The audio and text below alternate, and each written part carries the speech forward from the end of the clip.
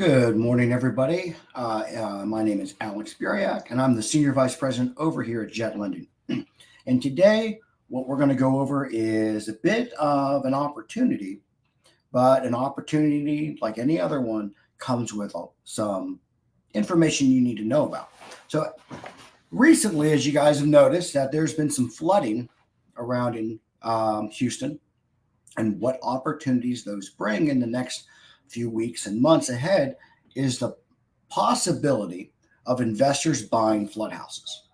Now, there are two types of investors that are out there. One will be like, oh, great, I can buy a distressed property, fix it up and sell it, or fix it up and rent it. And then the other side's like, whoa, I'd never buy a flood property. It's too much of a risk. And both parties are right. There's going to be a great opportunity coming for some investors to buy some distressed real estate that's been recently damaged in some flood. Now, living in Houston, buying flood properties that have been recently damaged is not uncommon. But some things you need to know about. There are even some floods in the past that you have to be concerned about. One of the first things you guys need to be aware of when buying flooded real estate or previously flooded real estate is how many times it flooded. So that will always dictate some costs to not only yourself but your end buyer. So you have to kind of think of how you buy flooded properties as how when you're holding the note and renovating the property, and also when you're selling the real estate on the back end to just regular conventional buyers. So take two different areas into consideration. One area that automatically comes to mind and should automatically come to mind to any investor in Houston is River Plantation. River Plantation is a notorious flood subdivision. There are areas and homes in that area that do not flood. However, most of them do. And even the ones that don't flood have the perception in the conventional market that it does or will flood. One. Two, that whole area has flooded so much that your insurance costs are going to be higher. So one of the things you need to consider when buying flooded investment properties is your all-in costs. So as you negotiate purchase price, you also should get some quotes in insurance. That's why Jet Lending has the insurance quote option on the website, and our team with we can just get quotes for properties and it comes instantly. Okay, that's one avenue. Or two, go to your insurance carrier and say, hey, listen, I'm thinking about buying this house. How much would it cost to cover on builder's risk and flood for this property? Because you have to cover those costs, and it equates to your net profit on how much those costs you need to cover. So it's not like the DIY shows where it's like, oh, I bought it for 200, I put 100 in it, and I sold it for 4, so it's $100,000 profit. You all know it doesn't work that way. So one of the things you need to consider is insurance costs. Insurance costs have already gone up tremendously. Ask any rental landlord investor about how their spreads have changed with insurance. But even with the short-term people, you have to consider that because you have to hold insurance on it. So that's one thing you have to consider. With flooded real estate, how many times has it flooded? Okay, so you're looking for a history that also presents you an argument when you're trying to buy things or real estate lower.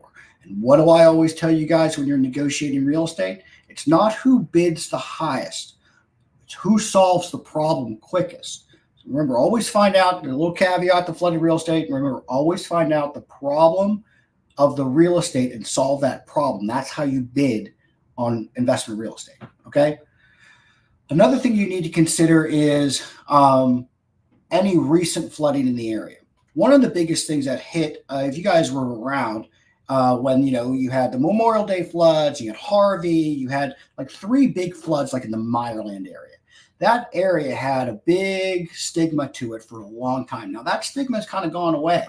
But for a long time, the values of those properties severely decreased. So investors were buying real estate in that area with old values in mind. So like, oh, I could totally buy it for this, put this in it, and then make this much. No, you can't, because the new market has not stabilized itself past the flood.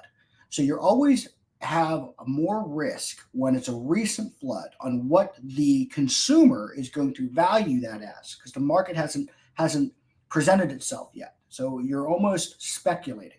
Okay, that I'm going to speculate that the prices are going to stay the same. I'm going to speculate it's going to go up. I'm going to speculate it's going to go down. Anytime when there's a recent flood, I always would speculate that the values will drop a bit. Okay, so don't pull comps from the last 6 months without giving it some sort of reduction, because in the consumer mind, no matter if the flood was reasonable or not, it still was recently flooded. So you have to project that these values are going to come down a bit. Okay.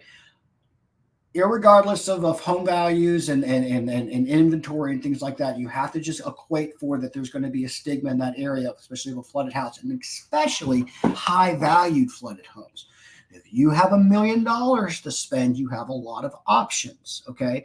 So if you are trying to renovate $1 million home and you have $1 million buyers, those $1 million buyers have much more option. So you need to be especially careful when you're buying flooded properties that are of high value, because your buying pool has more options for real estate.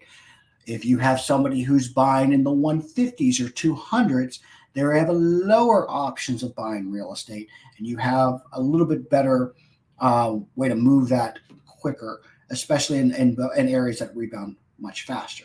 So those are a couple things you guys need to consider, because they're going to be coming out there. Everything about the San Jacinto River coming down, things like that, everything that's flooding, there are going to be some people that are like, cool, I'm out, I'm selling this, I'm out. And for the investors who solve their problem the best are going to be able to buy them the best. But you have to consider some holding costs, some construction, some insurance costs when you're negotiating these deals, because at the end of the day, you need to afford a profit so you guys can do 2, 3, 5, 10 more of these. Okay. So, Jet Lending, we're always here if you guys need financing this. We know how to evaluate. That's why people come to us, because we'll actually comp the area first. We've done over 4,000 loans. Our CEO, Eddie Gant, has done over 2,000 of his own properties outside of the 4,000 we've loaned on. We've already loaned 4,000. That means, think about this. If you closed maybe 10% of what you see, we've comped way more than that. So we have an idea what's going on in the area.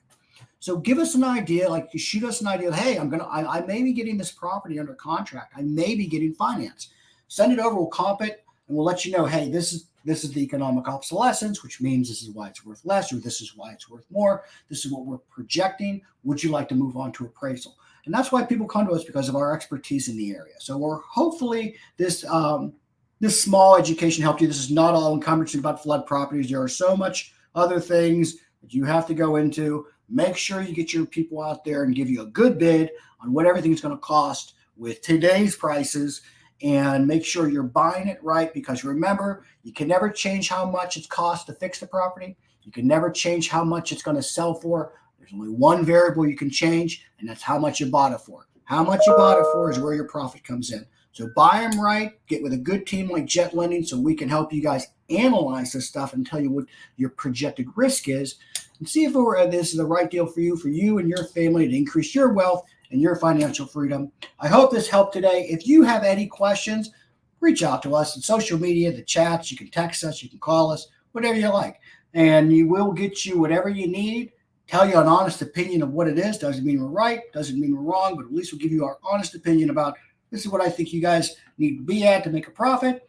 And we hope we hear from you. We hope we can help you out, and we hope you stay safe out there, stay dry, and we'll talk to you later.